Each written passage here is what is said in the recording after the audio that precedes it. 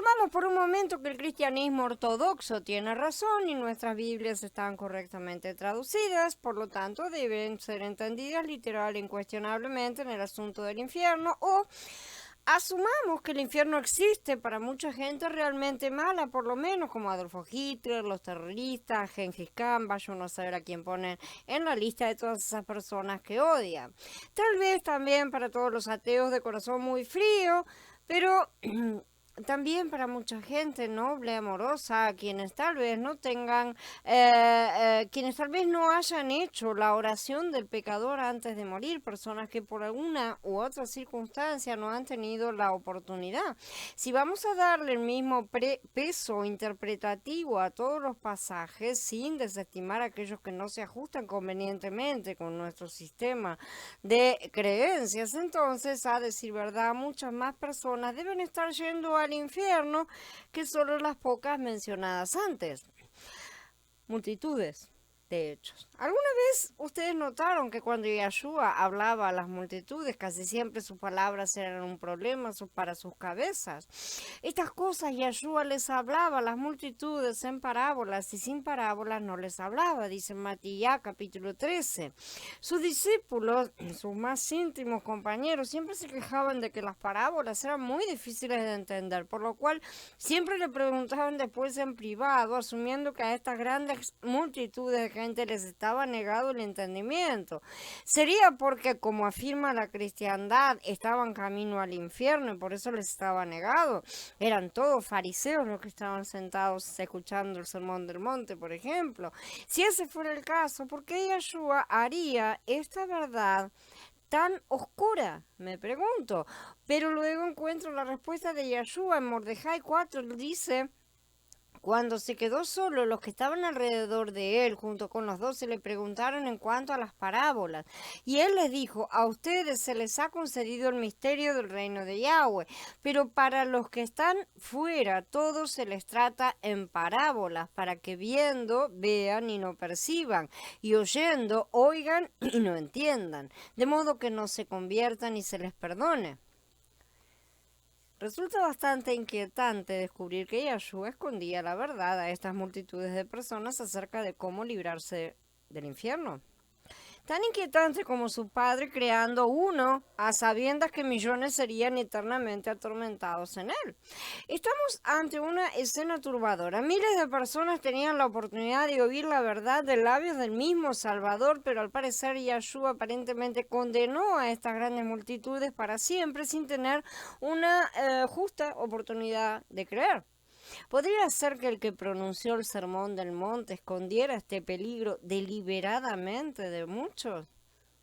Y sin embargo, si examinamos el asunto, Yeshua nunca les habló a las multitudes acerca del infierno, ni siquiera una única vez, ¿sí? Lo máximo que hizo fue hablar a sus discípulos en privado y en muy reducidos contextos, a lo mucho en 3 o 4 ocasiones. Dependiendo de cómo interpretamos lo que Yeshua estaba haciendo, entonces podríamos argumentar a favor de la doctrina calvinista conocida como la doctrina de la elección, donde solo unos pocos privilegiados son escogidos predestinados de antemano para salvación, mientras que todos los demás son escogidos, predestinados desde antes de la creación para eterna condenación, separados para siempre de Elohim. Pero esta idea siempre me sonó injusta, impropia de un Elohim de justicia, ¿sí? De que Elohim entraría en un gran dilema de crear millones de seres humanos a su imagen, sabiendo de antemano que los rechazaría, torturándolos además para siempre. Esto no solo contradice la benigna y amorosa naturaleza de Elohim revelada en las Escrituras, sino que suena como un Elohim deliberadamente sádico y muy cruel. Esto suena mucho más satánico que proveniente de Elohim. Por otro lado, en el cuestionamiento con los calvinistas acerca de la clara arbitrariedad de esta enseñanza, a menudo ellos citan Romanillín en el capítulo 14, asumiendo que es Elohim quien endurece a la gran mayoría de las personas que vivieron en otro tiempo, concediéndoles nacer sin elección propia para salvarse de ser vasos de ira preparados para destrucción, ¿sí? Por supuesto, ellos asumen que este pasaje alude a destrucción eterna, cuando en realidad, por supuesto, no, ni tampoco el texto alude a destrucción, ¿sí? En la forma en que ellos quieren ver, como ya hemos estudiado. De manera que si nos basamos en las doctrinas de los sabios modernos, hijos de los sabios antiguos, ¿sí? Por otra parte, el resultado es que pareciera haber muchísima gente rumbo al infierno.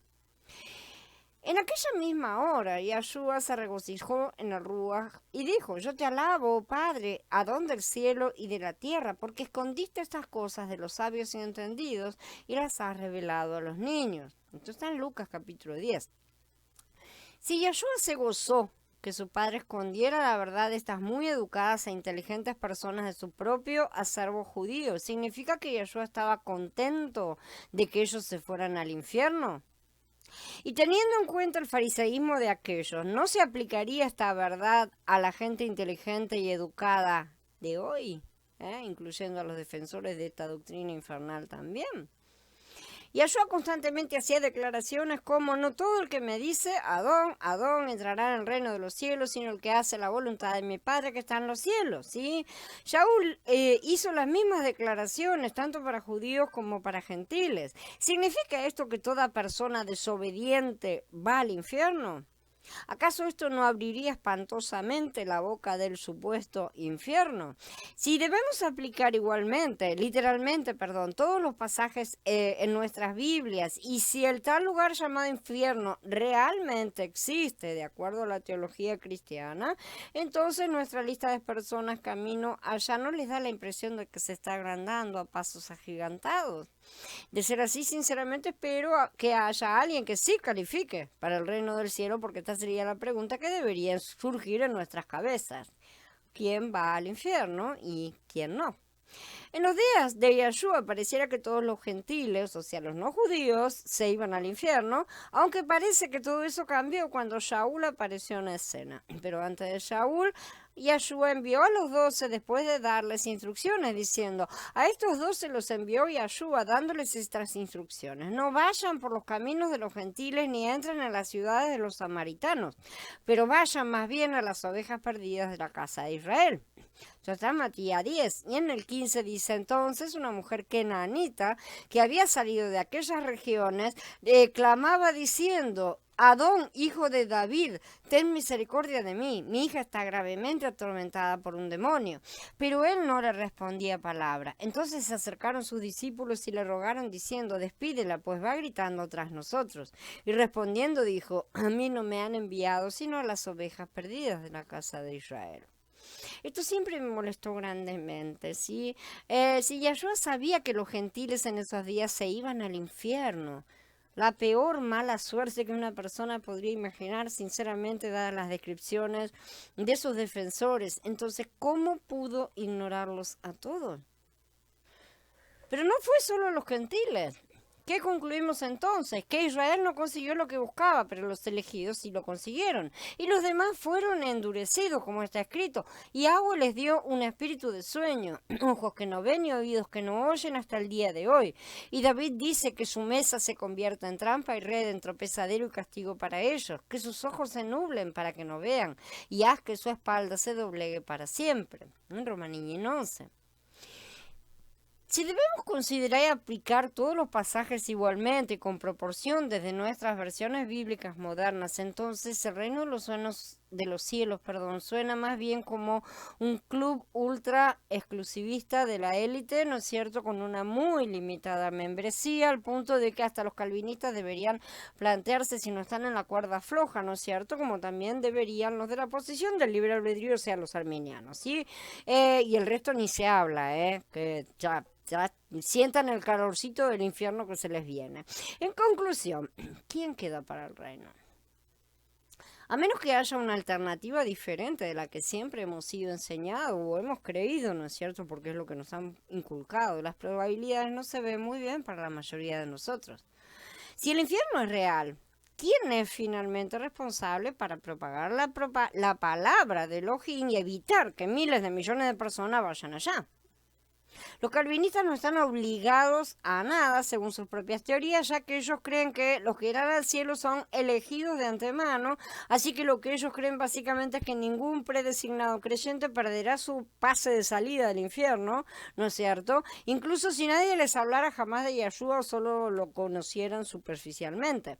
Si nadie les ha hablado aún, simplemente Elohim enviará a alguien más para mostrarles el camino en algún momento. No el camino al parecer, sino más bien la salida de emergencia, porque el camino se camina y se recorre. Mientras que para la otra mayoría de cristianos, aquellos que creen que es el libre albedrío de una persona los que decide su destino eterno, o sea, los arminianos, al parecer terminan cargando con la culpa que les lanza su propia doctrina, ya que han fallado miserablemente en llevar este mensaje desesperado a los que se siguen perdiendo por millones. Porque según sus propias doctrinas, ¿cómo podría una persona ejercer su libre albedrío para creer en un Elohim o Salvador de quien nunca ha escuchado, porque los que creen en esto están cómodamente sentados en sus casas mirando televisión? Si ellos en verdad creen que es la responsabilidad del libre albedrío de cada individuo lo que los llevará al cielo o al infierno, ¿no deberían acaso correr desesperados detrás de los que se pierden? Su indiferencia me hace pensar que sus corazones no tienen amor alguno por sus prójimos. Y el Adón dice bien claro dónde está el corazón de aquellos que no aman a sus hermanos. He oído a algunos creyentes echarse atrás en este punto argumentando que aquellos que nunca han escuchado nada tendrán una oportunidad justa de creer después en el juicio final. Se inventan cualquiera, ¿tá? Si ese es el caso y si las personas tendrán realmente una oportunidad para profesar a Yahshua después del tiempo de vida, que es aquel destinado para que realicemos nuestras obras, ¿sí? No las propias, sino las que el Padre determinó para nosotros de antemano. En primer lugar, sería injusto para los que se esfuerzan en clavar la carne en el madero como Yahshua ordenó, pero además no parece ser que mientras estén delante del justo juez con el lago de fuego chisporroteando ahí al lado, esta situación propicie un verdadero arrepentimiento y fe. Más bien, si claman será por miedo a su futuro. Y si aún así persisten en creer que así sucederá, ¿para qué continuar entonces enviando misioneros a salvar personas, no es cierto? ¿Para qué predicar a otros, llevar las buenas noticias, dar testimonio de Yahshua, manifestar su vida en nosotros? ¿Para qué esforzarse en ser sal y luz si al final todos tendrán una oportunidad final para la cual no se requerirá ni fe, ni esfuerzo, ni sacrificio, ¿no es cierto? ¿Sería realmente justo para el resto de nosotros que tomamos la responsabilidad de escuchar ahora y que tuvimos que escoger por fe? ¿O esto solo, o es solo para potencialmente ser condenados a causa de eso para siempre? ¿Cómo podría ser que la mayoría ortodoxa, que cree que cualquiera que no profesa a Mashiach en esta vida irá al infierno, algo así como el 90% de la humanidad más o menos, incluyendo muchas personas que conocen y por quienes dicen preocuparse, como vecinos cercanos, o sea, los que llaman perdidos, o miembros de la familia, amigos, amados, gente de su comunidad, multitudes de personas a las cuales no conocen, pero no por eso dejan de existir, ¿sí? Sabiendo que están yendo a un interminable, aterrador, ardiente, vacío, infernal de tortura donde hay llanto y crujir de dientes, no estén cayendo de rodillas delante de estos ciegos suplicándoles que los escuchen para que no se pierdan. Yo creo que en el fondo no se la terminan de creer tampoco ellos. Es mucha la hipocresía. Un médico perdería más tiempo discutiendo con un paciente que no quiere operarse de un tumor maligno de lo que muchos autodenominados seguidores de Yahshua dedican a aquellos a los que dicen amar, pero que aún son hijos del infierno según sus propias creencias. Dicen, ay, he hecho todo lo que he podido, pero como no quería. ¿Por qué están en los asuntos de la vida como si nada pasara, asistiendo a partidos de fútbol, reuniones sociales de la congregación, fiestas en centros, cruceros, paseos, viajes, jodas, bailes, ir de compras innecesarias, derrochando dinero, vacaciones, incluso excursiones costosas a Tierra Santa, ¿no es cierto? Si están convencidos de que el infierno es real, ¿por qué no están gastando cada centavo y cada valioso minuto para arrebatar a estas personas, tantas como sea posible, del lago de fuego antes de que sea demasiado tarde? Una de dos, o no se la creen, o son tan reos del lago de fuego como aquellos a los que ellos condenan. ¿Por qué solo están dando diezmos cuando podrían sacrificar mucho más para apoyar a más misioneros a fin de ganar más almas? Si eso fuera la solución, ¿por qué no se ofrecen voluntariamente cada semana para ir a las calles, a los hospitales, a las prisiones? Todos esos lugares que la Don dijo que fuéramos a visitar, los locales como casas de ancianos, lo que sea, para salvar a los que están tambaleando al borde, desde el temor en sus conciencias, ¿no es cierto?, que están tambaleando para siempre. ¿Cuánta hipocresía que hay en estos falsos creyentes, ¿no es cierto?, que pretenden hacer creer al mundo que ellos son buenos y que aman, pero que nada pueden hacer por los que ya han decidido suicidarse infernalmente. Son miserables Poncio Pilatos lavándose las manos sucias de la sangre de hermanos a los que en realidad no aman. Y cuidado, cuidado, porque el que no ama a su hermano no tiene el ruaj, dice la palabra. Si el infierno fuera verdad, estaría lleno de personas como estas. O tal vez muy en el fondo ellos saben realmente que sus creencias no son verdaderas. Por lo tanto, pueden seguir adelante con sus vidas como nada.